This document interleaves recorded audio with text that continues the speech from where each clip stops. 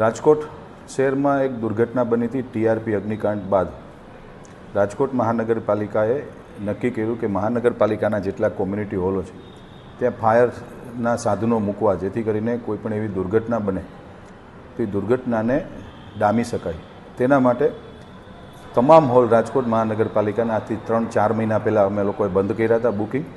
અને બુકિંગ બંધ કર્યા બાદ એક ટેન્ડર આવ્યું હતું. સ્ટેન્ડિંગ કમિટીમાં ટેન્ડર 3 ઝોનના મંજૂર થયા છે અને હાલમાં અત્યારે તમામ હોલની અંદર ફાયરના સાધનોના કામ ચાલુ છે.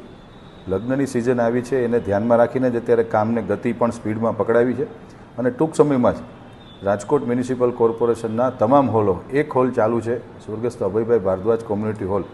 આના સિવાય બધા હોલો બંધ છે, પણ ખાતરી આપું છું કે ટૂંક સમયની અંદર બધા જ હોલો અમે તાત્કાલિક ચાલુ કરાવશું. મહાનગરપાલિકાએ જે હોલો બનાવ્યા છે એ જરૂરિયાતમંદ પરિવારો, નાના પરિવારોને ટોકન દરે આ હોલ મળી રહે એના માટેની જ આખી વ્યવસ્થા છે. પરંતુ માણસની સેફટી પણ એટલી જ અગત્યની છે. પ્રસંગની સાથોસાથ એવી કોઈ દુર્ઘટના ન બનવી જોઈએ એટલા માટે અમે લોકોએ ફાયરના સાધનો પણ મૂક્યા છે અને થોડા સમયની અંદર એ કામ પૂર્ણ થશે અને આ હોલ અમે ફરી વખત ઓનલાઈન બુકિંગ ચાલુ કરશું.